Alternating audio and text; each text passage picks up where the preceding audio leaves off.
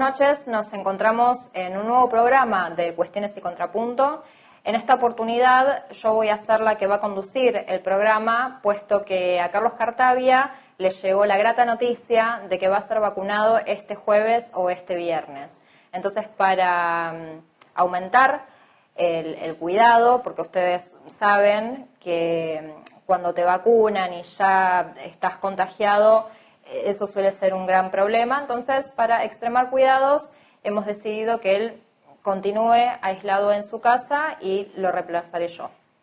Bueno, este fin de semana ha sido bastante ajetreado luego de los anuncios del presidente con las nuevas restricciones.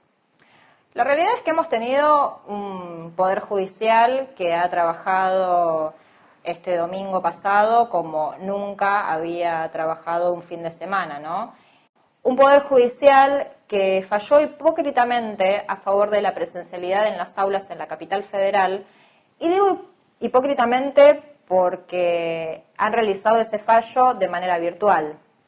Encontramos un Larreta que está jugando electoralmente y en su discurso a favor de la presencialidad, él alegó que la presencialidad en las aulas era algo así como una medida a favor de las mujeres, porque somos nosotras las que nos quedaríamos con el cuidado de las niñas en nuestras casas. La realidad es que esta utilización política del feminismo y de las mujeres por parte de Larreta, a mí me llama muchísimo la atención, porque yo recuerdo que en el año 2017 se llevó adelante el primer paro nacional contra las medidas económicas y políticas que estaba tomando el macrismo en ese entonces. Entonces, el primer paro nacional fue organizado por las mujeres el 8 de marzo del 2017, y el mismo Larreta, que ahora se ampara en una supuesta protección a las mujeres, fue el mismo que reprimió las demandas que llevaban adelante las mujeres en ese 2017, siendo él mismo el principal jefe de la seguridad porteña. Esto lo sé porque lo he vivido, porque yo estaba ahí, y porque junto con otras mujeres integrantes de Ni Una Menos y de periodistas feministas, nos acercamos a las comisarías para ver qué era lo que estaba sucediendo. Y nos encontrábamos con testimonios de mujeres que estaban esperando el colectivo en una parada del colectivo o que estaban saliendo de una pizzería de comer y que fueron brutalmente reprimidas con racias completamente irracionales. Larreta también alegó que la presencialidad en las clases no es lo que contagia. Sin embargo, desde que comenzaron las clases en febrero pasado, los casos fueron aumentando día a día hasta romper récords en estas semanas de 20.000, entre 20.000 y 30.000 casos de contagios diarios. Todas las empresas, todos los municipios, todas las gobernaciones, todos los trabajos y todas las actividades se han tenido que adaptar a esta cuestión de o bien trabajar en virtualidad o trabajar adentro de casa. Entonces cabe preguntarse por qué no cabría esta misma adaptación para los docentes durante 15 días, teniendo además en cuenta que tanto los docentes como los estudiantes ya fueron adquiriendo cierta gimnasia a lo largo de este año y semanas que venimos pasando de pandemia. Por supuesto que somos conscientes de los problemas que trae la virtualidad. Durante el año pasado, cuando estaba el encierro más fuertemente, la realidad es que hacíamos todo de manera virtual. Trabajábamos de manera virtual, los momentos de ocio los desarrollábamos dentro de la virtualidad, la comunicación con nuestras familias y con nuestros amigues se realizaba de modo virtual. Y somos conscientes de que ello también produce un agotamiento en la sociedad. Pero la realidad también es que vivimos en una pandemia y que este es un momento excepcional. Con lo cual, 15 días en principio de no presencialidad en las aulas no sería algo muy distinto a lo que ya hemos vivido y en una fracción menor de tiempo. Yo también creo que el antiperonismo siempre ha planteado que la educación resuelve todos los males y problemas de la sociedad.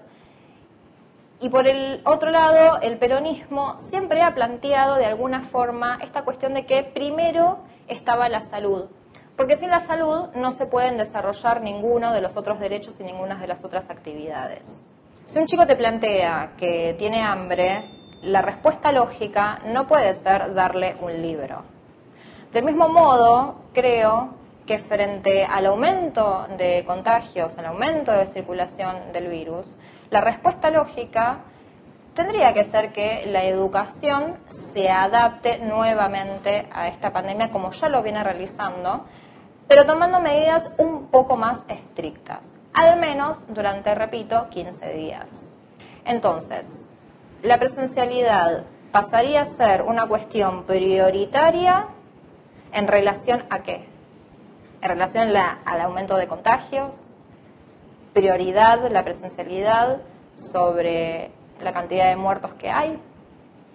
A mí me parece que el antiperonismo tiene que revisar muchísimo en la escala de sus valores. De esto y mucho más estaremos hablando en el programa de hoy. Contaremos con la presencia de Claudio Bloch, él es subsecretario de Salud dentro del municipio de Morón. También estaremos hablando puntualmente del tema de la educación con María Laura Torre, ella es subsecretaria adjunta dentro de SUTEBA. Y por último estaremos con Rubén Slayman, que es diputado provincial por el Frente de Todos dentro de la provincia de Buenos Aires.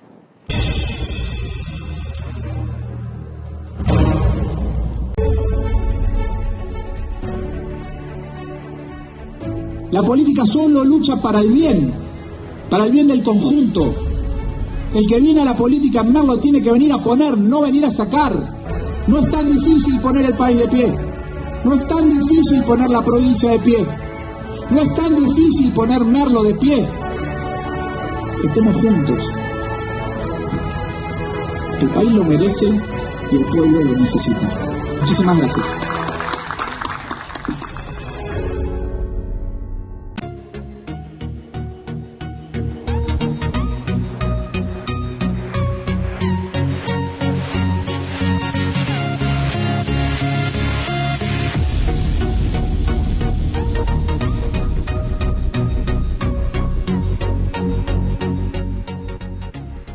En Morón volvió el día verde. Los miércoles solo sacar residuos reciclables. Solo residuos reciclables. Como papel, cartón, plástico, vidrios y metales. Todos limpios y secos. Municipio de Morón.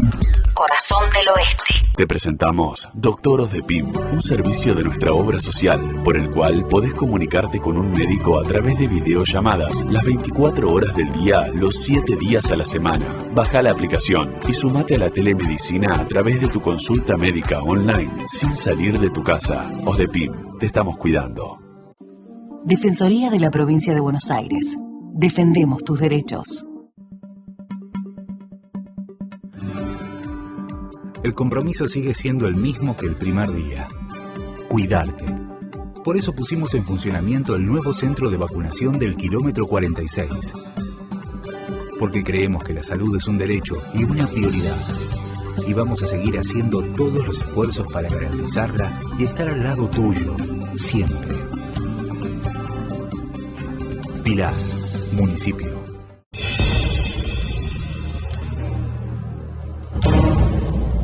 Bueno, y volvimos de esta tanda publicitaria en Cuestiones y Contrapunto y realizaremos esta primera entrevista a Claudio Bloch. Él es subsecretario de Salud dentro del municipio de Morón. ¿Cómo estás, Claudio? Hola, buenas tardes, ¿cómo les va? Bien. Bueno, ¿cómo se viene desarrollando el plan de vacunación dentro del territorio de Morón? La verdad que yo diría, dentro de todas las malas noticias que tenemos cotidianamente, el desarrollo de la vacunación viene muy bien. Viene muy bien, quiero decir, no solo en términos del proceso organizativo, que la verdad que junto a la provincia se está dando muy bien, sino en términos del impacto real. ¿Qué quiero decir con esto? Nosotros tenemos hoy más de 160.000 inscriptos en la vacunación. De esos 160.000 inscriptos, lo que significaría población a la cual efectivamente va la vacunación son alrededor de 100.000, Y de esa población nosotros tenemos vacunados por grupo, o sea, más del 100% de todos los trabajadores de salud, o sea, de todos los que se inscribieron, trabajadores de salud que se inscribieron, no estatales y privados, está vacunado el 100%, está en mayores de 60 el 75%, pero si uno mira en mayores de 70, está en el 85% y casi, digamos, por encima de los 80, casi cerca del 90%. O sea que el nivel de vacunación en sectores altamente vulnerables, la vacunación está siendo excelente. Otro dato a ver es que la gente que se convoca para que vaya a ser vacunada, casi no tenemos bajas, o sea, toda la gente, el ausentismo es bajísimo. Eso significa que también no solo la gente se ha notado, sino hay una preocupación de ir a vacunarse. Y en términos de impacto sanitario, ya estamos viendo que cuando uno analiza el tema de la mortalidad por grupos, ve una fuerte caída entre el 2020 y el 2021 en los grupos de mayores de 60. O sea que hay lo que se llama la tasa de letalidad, que significa el número de fallecidos por la cantidad de enfermos, ha disminuido en el 2021 a menos de la mitad de lo que teníamos en el 2020. Y esto tiene dos explicaciones. Una, que efectivamente los mayores de 60, creemos nosotros, son los que más se han cuidado, más han estado adentro, más se han cuidado, pero además también empieza a verse el impacto de la vacuna. Entonces digo, ante noticias que no son agradables, como que nosotros estamos casi con el sistema saturado, en el sistema de salud, casi con un 100% en términos de camas y respiradores ocupados, por otro lado, la buena noticia es que el proceso de vacunación, la verdad que está funcionando adecuadamente. Ha bajado el promedio de la edad de pacientes que requieren terapia intensiva a 53 años. ¿Esto por qué se debe? Y por otro lado, también quiero preguntarte cuál es la situación de las camas en Morón. Bueno, vamos por el final. La situación de las camas de Morón está muy complicada, como en el resto de la área metropolitana. O sea, el nivel de ocupación, yo decía recién, estamos cerca del 100%, 90% del tema de las camas de ocupación de alta complejidad. Esto significa no solo son las camas de terapia, sino nosotros tenemos, por ejemplo, en el Hospital Municipal, respiradores en la guardia. O sea, y hoy, esta mañana, teníamos prácticamente todas las camas ocupadas. Entonces, esto habla de una situación compleja, porque el sistema y también el privado está casi saturado, con lo cual la situación de camas complejas está difícil. Esto en términos de lo que sería el final de la cadena. El principio de la cadena, ¿por qué ha cambiado el perfil de la edad y por qué estamos viendo más complejidad en pacientes más jóvenes? Yo digo que ahí hay, como todo en salud, no hay una única causa, siempre es una multicausalidad, nunca hay una única explicación. Me parece que hay dos o tres cosas. La primera cuestión es que nosotros tenemos yo diría la más importante, la determinación más importante, es lo que estamos viendo todos los días en la calle. O sea, que no existe las medidas mínimas que son fáciles de ejecutar, sobre todo entre los más jóvenes. O sea, yo decía antes, los que más se han cuidado, los que más se han guardado son los adultos mayores, porque había un fuerte discurso además a que guardarse, cuidarse, y los jóvenes, ante tener poco impacto, a ser básicamente leve, entraron en una dinámica de casi el no cuidado. Si uno va a la noche, ¿no? hasta el cierre que se dio estos últimos días, pero por los boliches, compartiendo la cerveza del pico, o sea, sin ninguna distancia social, sin ningún uso de tapaboca o barbijo. La primera cuestión es la aglomeración de gente sin cuidado. Entonces esto me parece que es una de las fuertes explicaciones. La otra, que lo que estamos viendo es que hay una circulación de otras cepas, y esto es más novedoso y también es preocupante, de cepas no salvajes, entonces cepas nuevas, ya sea la cepa de Manaus, la que se llama la cepa británica, o sea, cepas nuevas que tienen una dinámica y un comportamiento aparentemente de mucho mayor contagio. Entonces, al tener un mayor número, aunque el porcentual de pacientes graves sea igual que el del año pasado o un poquito mayor, digamos, en términos numéricos, hay una ocupación en cuidados críticos mucho más alta. porque efectivamente, digo, no es lo mismo tener un pico de 10.000 pacientes que tener 20.000 como tuvimos hoy. Y esto en términos de números absolutos, hace que la ocupación, aunque sea un porcentaje pequeño, esta es la insistencia, me parece que el gobierno de la ciudad que insiste con los porcentajes, pero esos porcentajes se relativizan cuando uno mira los números absolutos. Los números absolutos plantean, si yo tengo 20.000 personas, aunque tenga una baja incidencia de lo que son pacientes complejos, voy a tener un alto uso de cama con respirador, porque efectivamente el número es muy alto. Entonces, estas dos cuestiones, digo, cambio de cepa, comportamiento, hace que tengamos más jóvenes visitando las terapias. Esto además trae otra cuestión, que los más jóvenes en general, si bien tienen, al tener más resistencia, tienen más tiempo de internación, ocupan más tiempo la terapia, entonces en lo que se llama el giro cama de terapia es mucho menor. Tengo un paciente mucho más tiempo, entonces en una cama ocupada. O sea, si yo tengo un 90%, ese 90% de ocupación lo voy a sostener mucho tiempo, porque efectivamente tengo pacientes que van a tardar mucho tiempo, sí, aunque salgan y bien, pero van a tardar mucho tiempo estando dentro de la terapia intensiva. No sé si es claro el... Sí, y en esto que vos planteabas de que hay nuevas cepas que son cada vez más agresivas, se venía planteando la idea de una nueva cepa de Buenos Aires. ¿Qué tanto esto es parte de una fake news o qué tanto de esto es parte de una posible realidad, que acá en Buenos Aires contemos con una nueva cepa? Los últimos papers que uno lee y lee a diario no hablan de ninguna cepa porteña, digamos. Y lo de la agresividad es relativo, lo que hay es mayor, lo que se ha visto en la cepa Manaus, en la cepa británica, digo, es la mayor contagiosidad. Pero lo que hasta ahora sabemos es que la vacuna tiene buena respuesta a estas cepas también, a la cepa salvaje, que es la primitiva, más a estas variaciones que se están encontrando. Entonces, el tema es lo que también todo es muy nuevo, por lo cual tenemos cierto conocimiento que es parcial, porque la efectividad, si uno piensa, la cepa Manaus es descrita casi a principios de fines del 2020, o sea, llevamos 4 meses, con lo cual también hacer conclusiones muy exhaustivas con tiempos tan cortos, la verdad que es difícil. Lo que así pareciera ser es que son mucho más de mayor contagiosidad, eso sí pareciera ser. También es bastante evidente por estudios en otros lugares, sobre todo el estudio en Inglaterra por la cantidad de vacunados que tienen, es que hay una buena respuesta de las vacunas existentes al tema de esta cepa. Digamos, la que sí aparentemente tiene mayor agresividad y que nosotros todavía no hemos detectado en el país es la que se llama la variante sudafricana. Pero Bien. digo, y lo de fake news corre por tu cuenta. Yo digo, no hay ningún paper, ningún estudio más o menos que esté planteando la existencia de una nueva cepa en ese sentido. Bien.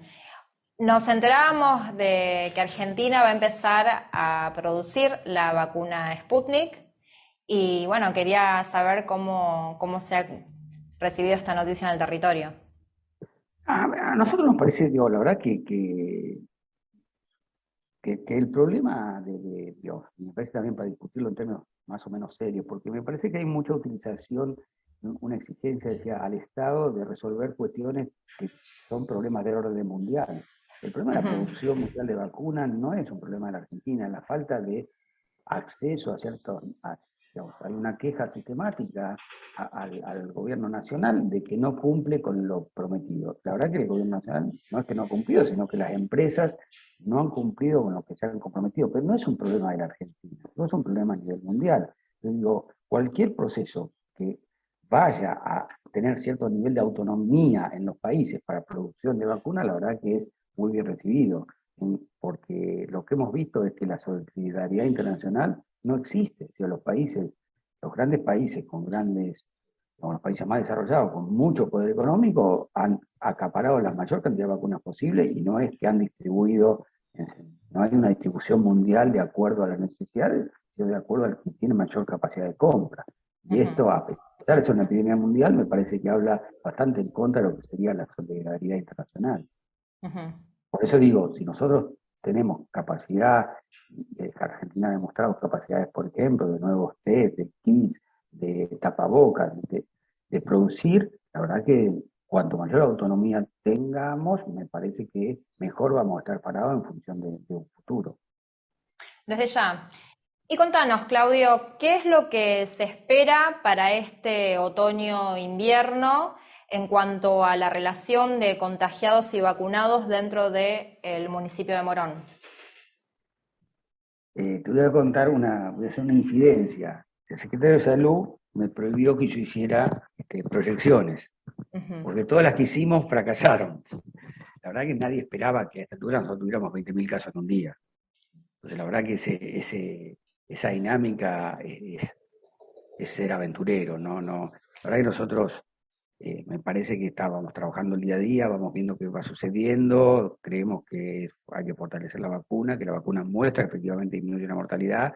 Ahora, vemos también que hoy es un nivel de ocupación de camas que nos es muy difícil plantear qué va a suceder de aquí en los próximos meses, porque los pacientes están hoy, ocupan la cama hoy, fallecen hoy.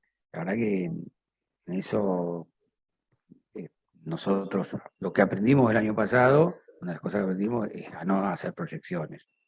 Digo, por la variabilidad que hemos visto, porque cuando nosotros creíamos que había cierto nivel de control, aparecen cepas nuevas, aparecen nuevos comportamientos de la gente, digamos, dinámica. Alguien hubiera pensado que hace algunos años atrás un presidente daba normativas vinculadas a una epidemia internacional y sectores dicen, yo esto no lo cumplo, el otro no lo cumplo. Si uno lo hubiera dicho hace 3 años, dice, no, yo no creo eso. Y hoy, pensando en esta situación, uno está viendo eso. Por eso digo, hay una serie de variables que son muy difíciles de analizar para hacer proyecciones. Y la verdad que no, estamos viendo la situación con mucha preocupación, con mucha preocupación. Bueno, muchas gracias por tu tiempo, Claudio. Y ha pasado por las cámaras de Cuestiones y Contrapunto Claudio Bloch, él es subsecretario de Salud del municipio de Morón. Muchas gracias por tu tiempo. No, gracias a ustedes.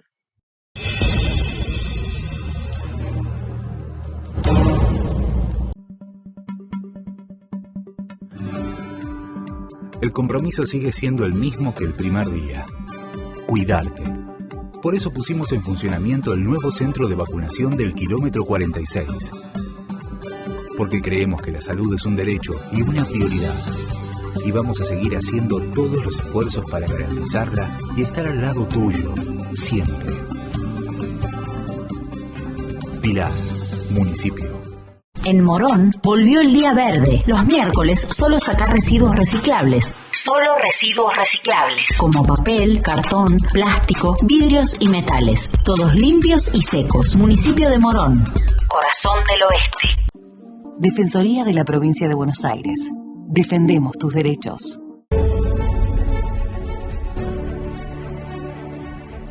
La política solo lucha para el bien del conjunto. El que viene a la política en Merlo tiene que venir a poner, no venir a sacar. No es tan difícil poner el país de pie. No es tan difícil poner la provincia de pie. No es tan difícil poner Merlo de pie. Estemos juntos. El país lo merece y el pueblo lo necesita. Muchísimas gracias.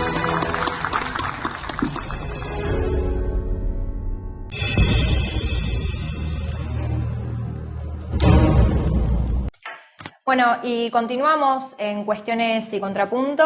Estamos en esta oportunidad con María Laura Torre. Ella es secretaria adjunta de SUTEBA. Buenas noches, María Laura, ¿cómo estás? ¿Qué tal? ¿Cómo estás? Buenas noches.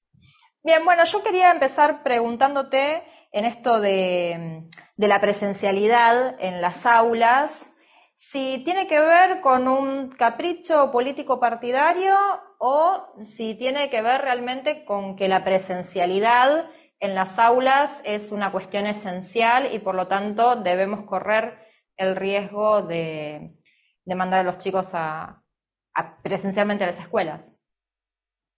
Bueno, quizás sea una buena palabra como la definiste, capricho. Yo creo que es mucho más grave que eso, porque en realidad hoy no se está discutiendo un tema educativo, sino que se está discutiendo en el marco de una pandemia una medida de política pública de salud, una medida sanitaria, que tomó el gobierno nacional con la responsabilidad que le corresponde, y aparte es una medida que fue en el marco de un conjunto de otras medidas. ¿Y por qué quiero señalar esto?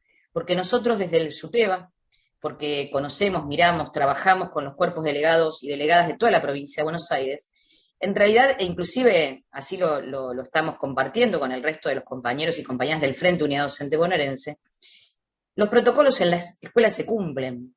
Mayoritariamente la escuela por sí no es un lugar donde se produzcan los contagios. Ahora las escuelas están no viviendo en una isla ni en la estratosfera, sino que son parte de una comunidad. Por eso lo que sucede en una escuela que está, bueno, en nuestro partido, en el Partido de la Matanza, es totalmente diferente a lo que sucede en la comunidad de Puan, de cualquier otro lugar de la provincia de Buenos Aires. Es más, es así que en realidad esto ya lo vivimos el año pasado.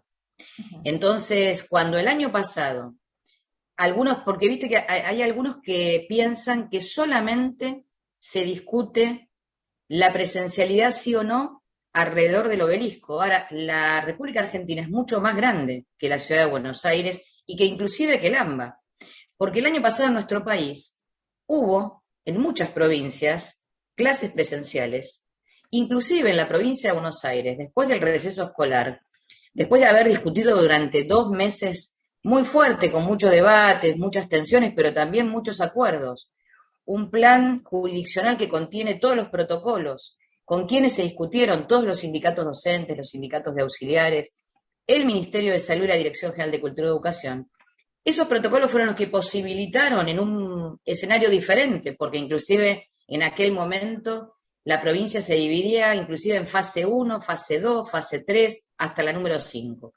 40 distritos de la provincia de Buenos Aires el año pasado tuvieron en ese marco acotado presencialidad, cosa que no le sucedió a los distritos del conurbano bonaerense. En aquel momento eran 40 distritos, recuerdo el año pasado. O sea que la medida que se está tomando ahora es una medida también en el marco de otra serie de medidas. ¿Y por qué lo quiero subrayar? Porque cuando nosotros planteamos la necesidad que en determinados lugares y por un tiempo acotado se vuelva a las clases no presenciales, en realidad lo estábamos diciendo con el conjunto de otra serie de medidas que fueron tomando dentro de lo que se llama la fase 2. Porque, mira, cuando abríamos la puerta de la escuela, adentro de la escuela, la verdad, mayoritariamente los protocolos se cumplían. Es más, en las últimas 2 semanas nosotros íbamos viendo que por el cumplimiento justamente de los protocolos, cada vez más eran los grupos, o los que algunos llaman en otras jurisdicciones burbujas, cada vez más esas burbujas, esos grupos empezaban a aislarse cada vez más grupos. ¿Por qué? Y bueno, porque la escuela es un lugar donde los protocolos se deben cumplir. Y entonces veíamos cómo eso iba increyendo. Ahora, alrededor de la escuela, cuando uno abría la puerta, los medios de transporte, la verdad, de protocolo, nada. Ahora, no se resuelve con un protocolo, se resuelve con sumar más unidades, aparte.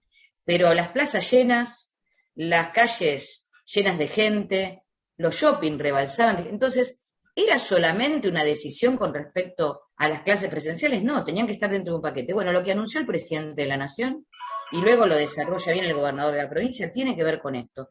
Y aparte es una medida que hoy inclusive le han agregado por pedido de los intendentes, que justamente son 2 de ellos del mismo color político, de los cuales, por ejemplo, acá en La Matanza, presentaron un recurso de amparo para hacer que la presencialidad, un poco copiándose de lo que hicieron en la ciudad de Buenos Aires, pidieron, como el intendente de Castelli y también el de Villegas y otro municipio más que se sumó, que es Zárate, y comienzan la no presencialidad a partir del día lunes. ¿Por qué? Y porque lo que van diciendo es que, bueno, que se empieza, digamos, a problematizar de una manera muy compleja la curva esta, que en realidad, más que curva, se transformó en una picada. Y para nosotros entonces es eso, es poder ratificar que hay una responsabilidad inmensa del Estado, de los estados, porque acá pongo el Estado nacional, el Estado provincial y los estados municipales también, los gobiernos municipales también. Ahora, también hay una responsabilidad social, porque si estamos todos tan preocupados, yo lo decía en febrero, cuando se estaba discutiendo si volvíamos o no volvíamos, yo decía, si tanto nos preocupa y nos ocupa a todos, a los docentes y a las docentes primero, porque, a ver, nosotros trabajamos de eso y sabemos, aparte, que no hay reemplazo real para la presencialidad, no lo da de la misma manera la virtualidad, y aparte tuvimos que reconfigurar, recrear, repensar nuestra tarea. Ahora, la sociedad también tiene que hacerse cargo de estos cuidados porque estamos, la verdad, en un momento muy, pero muy difícil. Sí, bueno, recordemos que hubo un 90% de acatamiento en la capital federal al paro docente, ¿no? Yo también quería preguntarte si ustedes han realizado algún tipo de trabajo comparativo respecto de otras partes del mundo, cómo han manejado la educación y este tema de la presencialidad en otras partes del mundo frente a la segunda ola. Sí, continuamente, y eso lo hace fundamentalmente nuestra organización nacional, que es CETERA. Mira, hoy justo estaba escuchando en un canal, en el canal de La Nación, que estaban haciéndole un reportaje a alguien de Israel, donde justamente lo que le estaban preguntando, Israel, tercer ola, le estaban preguntando la situación de las escuelas y la apertura y el cierre. Y justamente en ese país, lo que este señor planteaba era que en la primera ola, en la segunda y en la tercera lo que habían visto, y así fue que resolvieron en la tercera ola, era cerrar las escuelas porque justamente lo que habían visto era donde crecían más los contagios. Esto no pasó lo mismo en otros países. En otros países han tenido alternancias, en otros países como Alemania, como París, como Francia. ¿Por qué? Porque al mismo tiempo, lo que nosotros tenemos que ver no solamente es lo comparativo con otros países, cosas que lo hacemos, mira, si miramos un poco alrededor lo que está sucediendo en Uruguay, en Chile, pero también hacia lo que es todo el mapa de la República Argentina. Mira, hoy un periodista me decía a la mañana, bueno, pero la Argentina no tuvo clases en todo. No, a ver, vuelvo a decir, la Argentina es un poco más que el Obelisco y un poco más que el conurbano bonaerense.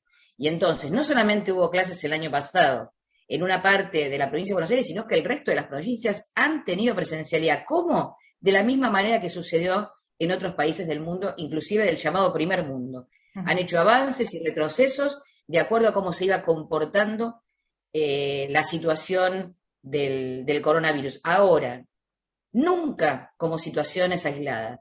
En todo lo que nosotros vamos viendo, de las medidas que se toman en los demás países del mundo, la presencialidad en las escuelas está muy relacionado al resto de medidas, inclusive que se van tomando a partir de, bueno, es más, nosotros tenemos hasta, no la suerte, pero sí podemos mirar cómo está transitando la tercera ola ya en algunos países de Europa, ¿no? Sí, la verdad que también recordar que clases el año pasado hubo en todo el territorio argentino, en todo caso lo que no hubo fue presencialidad, pero clases hubo.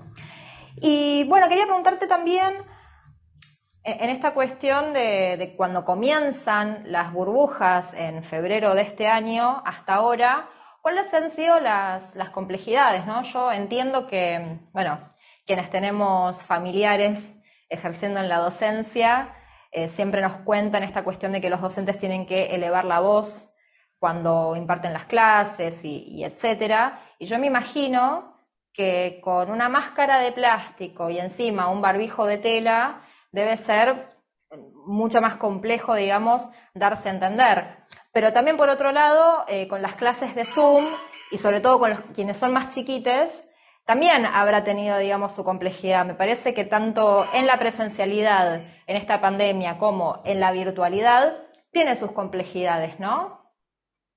Sí, el año pasado para nosotros fue un año como para todos muy difícil, muy doloroso, pero también de varios aprendizajes.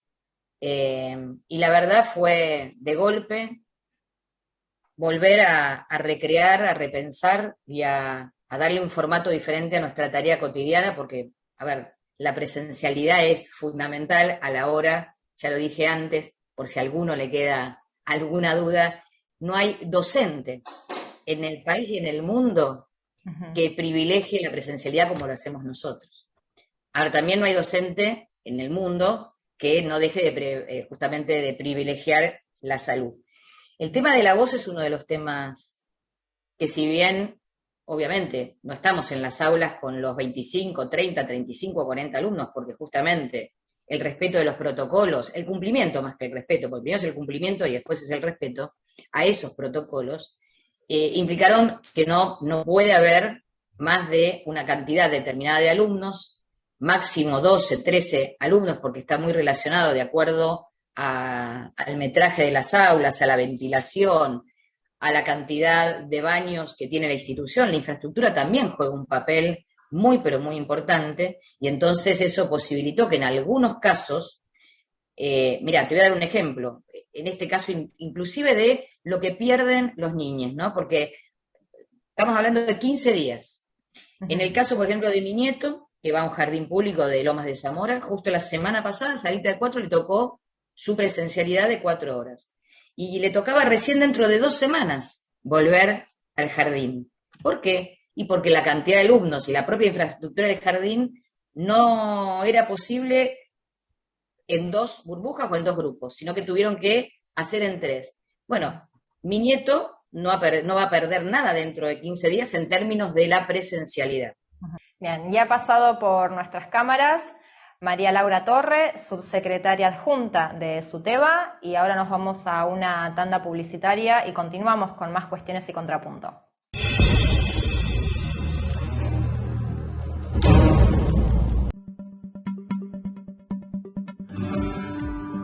El compromiso sigue siendo el mismo que el primer día: cuidarte. Por eso pusimos en funcionamiento el nuevo centro de vacunación del kilómetro 46. Porque creemos que la salud es un derecho y una prioridad. Y vamos a seguir haciendo todos los esfuerzos para garantizarla y estar al lado tuyo, siempre. Pilar, municipio. En Morón volvió el día verde. Los miércoles solo sacar residuos reciclables. Solo residuos reciclables. Como papel, cartón, plástico, vidrios y metales. Todos limpios y secos. Municipio de Morón. Corazón del Oeste. Defensoría de la Provincia de Buenos Aires. Defendemos tus derechos.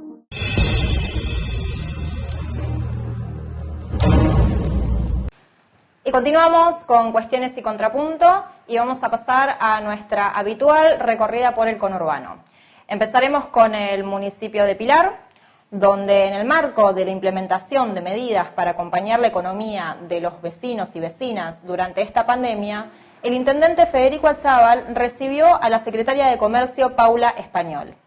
En el encuentro dieron detalles sobre el lanzamiento del programa Mercado Federal Ambulante, mediante el cual se le acercan a los vecinos alimentos frescos y de calidad a precios mayoristas y populares a través de camiones itinerantes que recorrerán el distrito.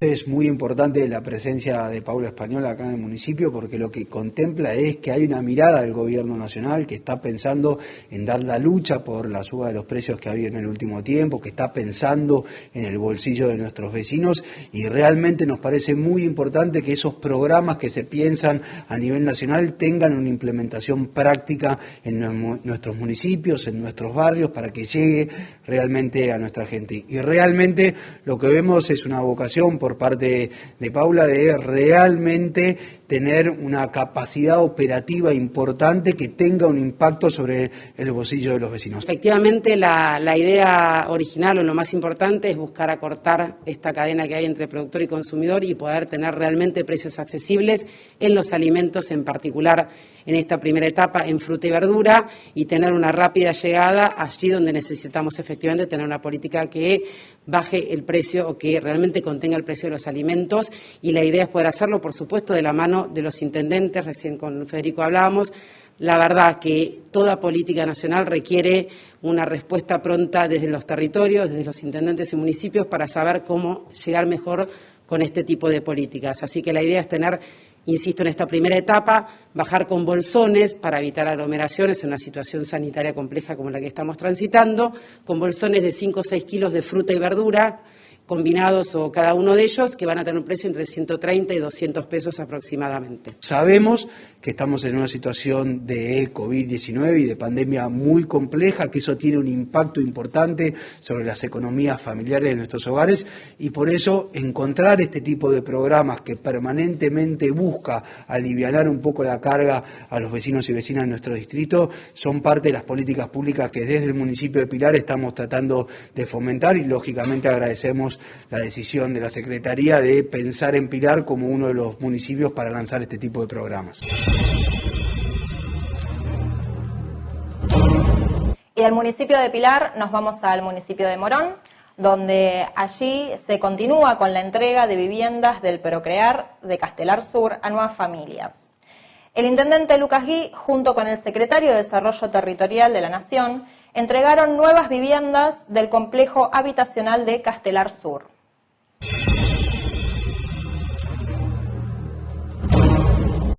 Cada jornada de estas, de acceso a una vivienda y que la vivienda se transforma en un hogar, que seguramente va a contener los sueños de estas familias que apostaron y que se encontraron con un Estado que vuelve a tener una política pública activa vinculada al acceso al hábitat y a la vivienda. Es un día de mucha satisfacción, así que estamos muy contentos. Hoy seguimos entregando y vamos a avanzar en estos años que tenemos por delante para que la vivienda sea un bien que el Estado garantice y no una mercancía a la que el mercado le asigne como privilegio a algunos pocos.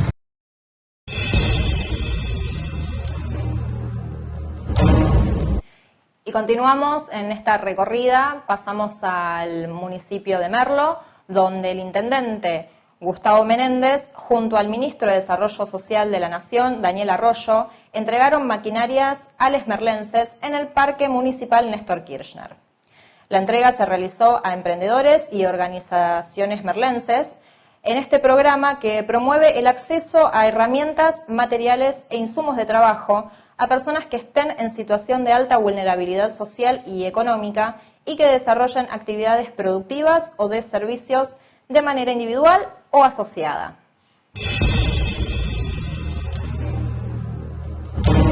Estamos haciendo la primera entrega del Banco de Herramientas, un proyecto que se avanzó en plena pandemia, cuando estábamos todos preocupados por el alimento de las familias. El ministro nos dijo que teníamos que ir por más y que esto iba a salir si la gente podía llegar a tener trabajo genuino.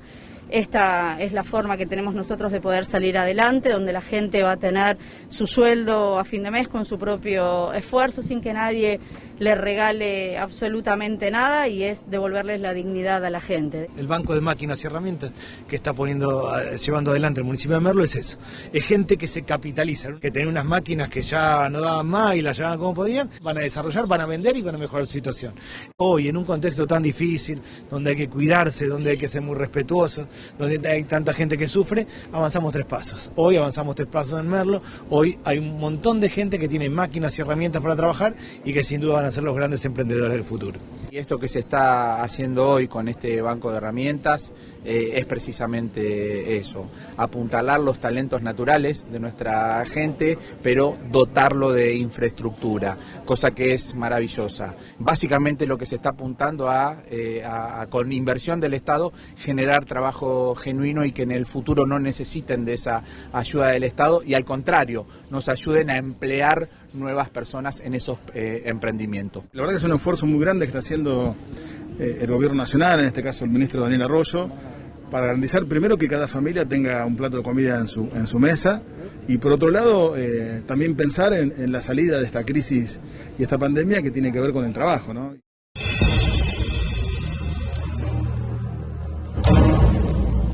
Y continuamos en Cuestiones y Contrapunto, y estamos con la presencia del diputado provincial Rubén Slayman. Él es diputado por el Frente de Todos en la provincia de Buenos Aires y además él es el vicepresidente de la Cámara de Diputados. Buenas noches, Rubén, ¿cómo estás? ¿Qué tal? Buenas noches. Felicitaciones, sé que lo están vacunando en este momento a Carlos Cartavia. Bueno, muchas gracias. La verdad que es Un una volver noticia a que... vivir, es un volver a vivir cuando te aplican la vacuna. Realmente me tocó pasarlo y sentís una emoción que se te explota el corazón. Sí, la verdad que estamos muy contentos y contentas por este lado. Bueno, para comenzar, yo quería preguntarte, dado que vos sos un hombre de la política, en esta disputa entre Larreta y Alberto Fernández, como la representación de dos modelos distintos de país, yo quería preguntarte si vos notás que hay una utilización político-partidaria cruel de la pandemia por parte de Larreta, o que simplemente lo que está pasando acá es que hay meramente dos formas distintas de entender cómo gestionar de mejor modo la pandemia. No, realmente yo veo que el gobierno de la ciudad está haciendo un uso político de la vacunación, de esta pandemia, que no condice con lo que deberemos hacer. Lo contrario es lo que se está haciendo aquí en la provincia de Buenos Aires, donde ya tenemos más de 2 millones de personas vacunadas, donde continuamente estamos trabajando para conseguir vacunas, para que gracias a Dios, desde que comenzamos la vacunación, no hubo un día que no dejáramos de vacunar. Contanos, ¿cómo viene siendo el plan de vacunación en la provincia de Buenos Aires? Se está vacunando como corresponde. No con la cantidad de vacunas que estamos capacitados para aplicar por día.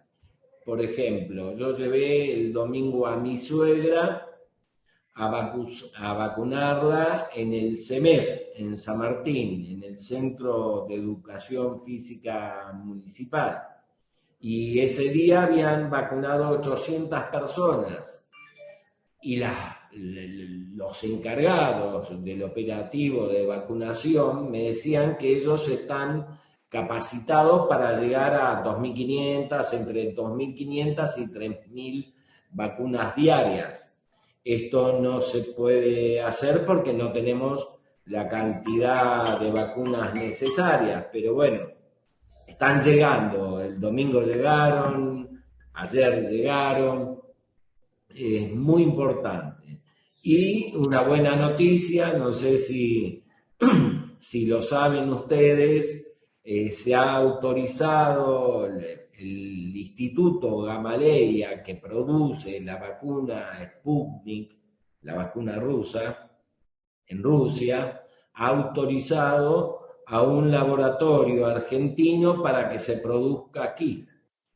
Esto es muy importante porque pueden empezar la producción de vacunas inmediatamente y producirían un mínimo de 1 millón de vacunas por mes, más todas las que estamos comprando en otros países, nos permitiría llegar al mes de septiembre con todo el personal primordial que necesitan las vacunas vacunados. Es muy importante esto de que se fabrique aquí en Argentina la vacuna.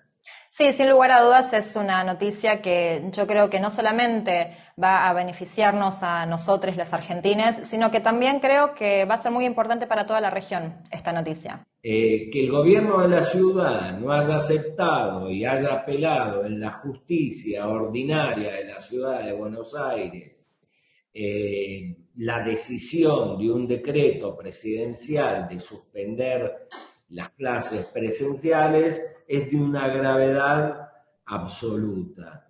En este momento el gobierno está presentándose en la Suprema Corte de la Nación para revertir esta situación. Están en en otra cosa, están viendo el tema político, viendo cómo ganan un voto para las futuras elecciones y no están pensando en la salud de los ciudadanos de la ciudad de Buenos Aires, de ciudadanos de la Argentina. Ahora, ¿se puede judicializar la política? Para mí no, pero bueno, lo han hecho. Eso es la mala política. Cuando uno tiene que recurrir a la justicia es porque se han agotado los canales de diálogo, pero nunca vi que se cuestionara una decisión del gobierno nacional, en este caso, un decreto presidencial, que está protegiendo a los ciudadanos, a los niños que van a la escuela, a sus padres, al personal educativo. Es muy grave, es muy grave. Tenemos la suerte que en provincia de Buenos Aires fue muy alto el acatamiento en todos los municipios y fundamentalmente de la gente. A las 8 de la noche no queda nadie en la calle. Y te voy a poner mi caso particular. Yo soy papá de 5 hijos, 2 de ellos en edad escolar. Mi nena Zahira va a 6º grado de primaria y mi hijo Amad va a 2º año de la secundaria. Bueno, yo viendo cómo estaba la situación ya hace una semana que no van al colegio, porque antes de que se sacara este decreto, porque priorizo la salud de mis hijos. Yo sé que para muchos padres, incluido yo, que he tenido que ponerme a estudiar los contenidos pedagógicos de la primaria, en la secundaria muy bien, pero de la primaria tuve que volver a estudiar. ¿Por qué? Porque uno tiene que ponerse a ayudar a nuestros hijos cuando no saben algo. Es un problema que los chicos no vayan a la escuela, pero yo he priorizado la salud. He tenido a los chicos encerrados por un año que no salían a las calles. Y ahora que en este momento de la pandemia y encima con la cepa Manaos, yo no los voy a exponer.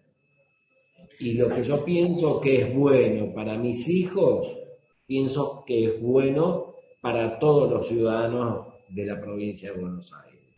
Bueno, estamos en un año electoral y bueno, quisiera saber cómo ves cuáles serán los resultados en este año electoral para el Frente de Todos.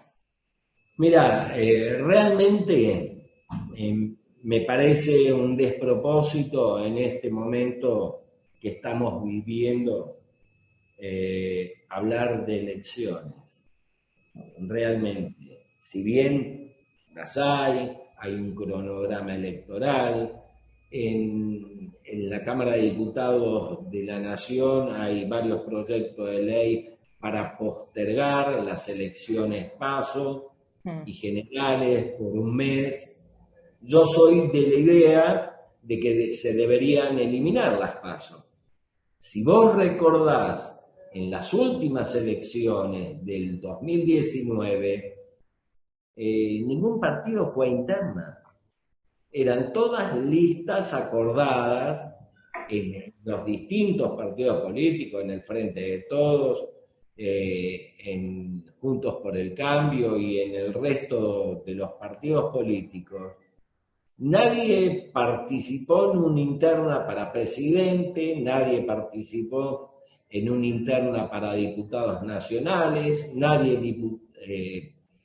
disputó para legisladores provinciales y en muy pocos casos se disputó para intendente. Si eso se pudo hacer en el 2019 sin la pandemia que estamos viviendo, ¿cómo no vamos a buscar los acuerdos, los consensos necesarios para hacerlo en estas elecciones del 2021? Es sentido común. La realidad es que las PASO vienen funcionando más, esto que vos decías, ¿no? Como una encuesta a nivel nacional, a nivel territorial, más que como un proceso de internas para los partidos políticos. Ahora, la realidad es que la provincia de Buenos Aires es la madre de todas las batallas, y yo quisiera preguntarte vos cómo ves en la territorialidad si hay chances de que surja una tercera fuerza para estas elecciones, que bueno, veremos ya en su debido momento cuándo serán. Pero vos ves que haya la posibilidad de que haya una tercera fuerza o que la elección va a estar polarizada. Yo pienso de que puede surgir alguna tercera fuerza que logre un porcentaje de votos que le permita conseguir diputados, concejales. En las elecciones intermedias siempre se da esa posibilidad. Pero bueno, la gente entra al cuarto oscuro y decide. Nosotros estamos en la gestión. Cuando llegue el momento de elegir los candidatos, que hoy se indica que sería hacia fin de junio, nos vamos a poner a ver cuáles son los candidatos que presentamos. Esto si no se posterga, ¿verdad? Pero bueno, estamos realmente más abocados a la gestión que a la interna partidaria o a las elecciones. Buenísimo, Rubén. Bueno, ya estamos llegando al límite de nuestro programa. Te agradezco que nos hayas podido dar esta nota. Y bueno, esto ha sido todo. Nos volvemos a encontrar el miércoles que viene para más cuestiones y contrapunto, y esperemos que ya se reincorpore Carlos Cartabia nuevamente, ya vacunado con su primera dosis.